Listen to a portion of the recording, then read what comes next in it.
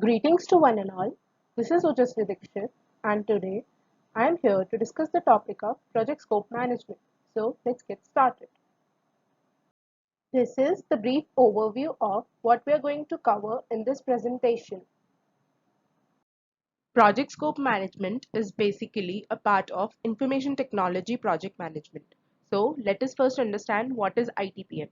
Basically, information technology project management is a process of applying knowledge, skills, tools and techniques to complete a project according to specific requirements and achieving information technology goals.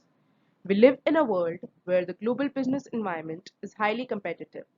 So, delivering project on schedule, within budget, and aligned with business goals is essential. ITPM allows you to achieve all of these while simultaneously improving productivity and efficiency within your business. Now, coming on to project scope management. Project scope management's purpose is to ensure that a project includes all the work required and does not include work that is not required to meet project objectives. The work required is derived from the definition of product to be delivered by the project and by the process used to deliver it. Scope management techniques enables project manager to allocate the right amount of work necessary to successfully complete a project. Scope refers to a work that needs to be accomplished to deliver a product, service, or result with the specified features and functions. Scope can further be divided into product scope and project scope. A distinction is made between project scope and product scope. Project scope is all the work that needs to be done to deliver the product.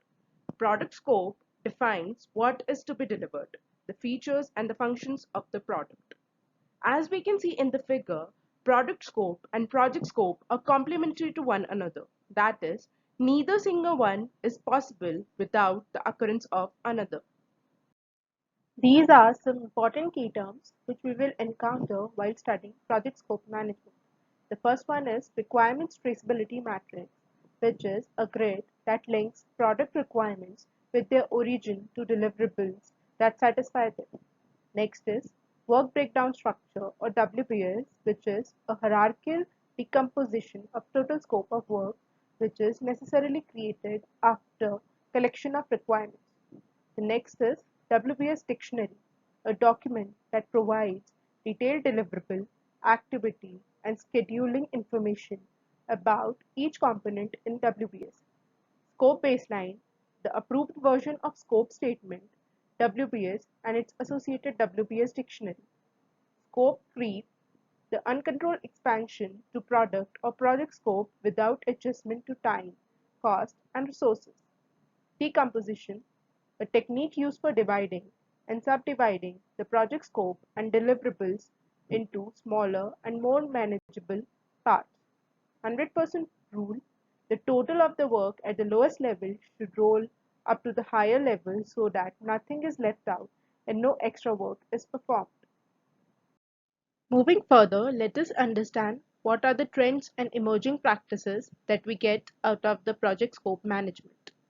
First of all, let us understand the role of business analyst.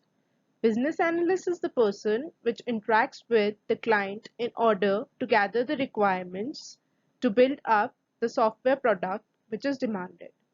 So, project scope management helps us in collaborating with the business analyst to determine problems and identify business needs, identify and recommend viable solutions for meeting those needs, elicit, document, and manage stakeholders' requirements in order to meet objectives, facilitate the successful implementation of product, service, or result. What we learned prior to this was all about what is project scope management, what are the key terms, and what are the emerging practices. Now let us understand how do we plan scope management. Scope management begins with the plan that identifies how scope will be defined, validated, and controlled. The scope management plan is a part of overall project plan. It is reflected in the tasks that must be performed to define the scope, deliverables from those tasks, and the stakeholders' roles and responsibilities that are being taken care of. Scope management says what needs to be done, and planning scope management tells us how to do it. This is a data flow diagram to understand plan scope management. First of all, organizational process asset is sent as an input to plan scope management. Then project charter is being developed and project management plan is being developed, and both are sent as an input to same plan scope management. As a result, plan scope management gives two outcomes: requirement management plan and scope management plan. Requirement management plan is being forwarded to collect requirements, while scope management plan is also being forwarded to all the next steps, that is collect requirements, define scope and create WBS, which are future steps in planning scope management. These are some of the inputs, tools and techniques used and outputs in order to plan scope management. The first one is project management plan, which are used as inputs to create the scope management plan, but unfortunately fails to mention which plans are used. The next is project charter, which is a high-level project description and product definition. Then comes enterprise environmental factors, which in particular include organization's culture, infrastructure, personnel administration, and marketplace conditions. Then are organizational process units. There are two categories of OPAs, the first being policies and procedures, and the second being historical information and the lessons learned database.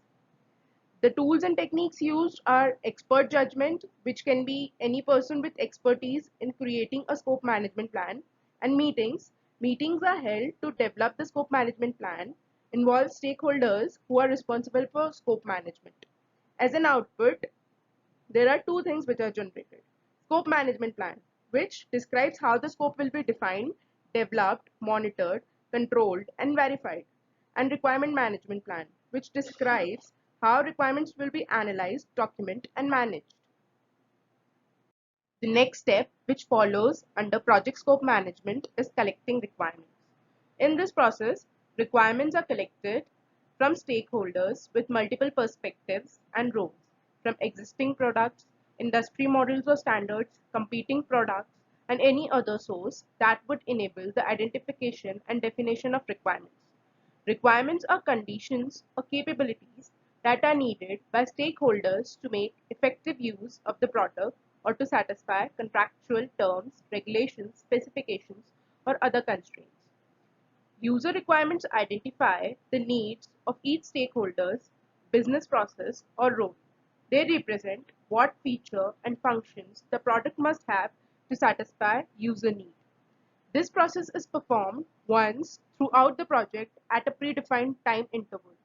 Requirements include the quantified and documented needs and expectation of sponsor, customer, and other stakeholders. These are some methods and techniques which are used for collecting requirements. Interviewing is the first collect requirement technique. It can be done through a meeting, through a phone call, or through an email. In this collect requirement technique, project manager interviews the stakeholders to get their requirements. There can be a checklist, a list of questions, or project manager can just ask the stakeholders to express their expectations from the project in a free form. Then comes the focus groups. It is used to get a specific set of stakeholders' requirements. For instance, you can organize a meeting with executive director in your company to get their requirement first, and then organize a separate meeting with functional managers to get their requirements. That is, a separate focus group is being set up for stakeholders with separate requirements. Facilitated workshops work in a similar manner. They get together the stakeholders with different perspectives in order to know their requirements. Questionnaire and surveys. Let's consider that you have more than 200 stakeholders in a project that you need to contact and collect their requirements. Organizing a meeting or interviewing one by one will take a long time to finalize requirements. In this case, to prepare a questionnaire and survey and to collect requirements of several stakeholders will be an easier task. Then comes prototyping. A model of proposed product is developed and then this model is presented to stakeholders for feedback in this technique. Let's consider that a smartphone manufacturer will produce a new smartphone. In order to get feedback from stakeholders, features and functionalities from existing smartphones can be combined in a prototype, and this prototype can be presented to a set of consumers to get their feedback. Then is benchmarking. or generating ideas by comparing specific project practices or product characteristics to those of other projects or products inside or outside the performing organization can also be used to collect requirements. To name a few, these are some methods. There are several other methods which are used to collect requirements. Then there are inputs, tools, and outputs of collect requirements. We can clearly see that what we got as output in plan scope management are acting as input in collect requirements. First is scope management plan, which tells us how project teams will determine which type of requirements need to be collected from the project. Then is requirement management plan, which provides processes that will be used throughout to define and document the stakeholders' needs. Then is stakeholder management plan, which is used to understand stakeholders' communication requirements and the level of stakeholders' engagement in order to assess and adapt to the level of stakeholder participation in requirement activities. Then comes project charter, which is a high-level description of product, service, or result of the project so that detailed requirement can be developed. The last is stakeholder register, which identify stakeholders who can inform on the requirements and capture major requirements and main expectations stakeholders have from the project. Then are the tools and techniques, which we shortly discussed in the previous slide. They are interviews, which aids in identifying and defining the features and functions of the desired product deliverables. Then is focus groups, used to learn about expectations and attitudes about a new product, services, or result. Facilitated workshops, which are focus sessions that bring together key stakeholders to define product requirements. Group creativity techniques, which are organized to identify product and project requirements. Questionnaires and surveys, written sets of questions designed to quickly accumulate information from a large number of respondents.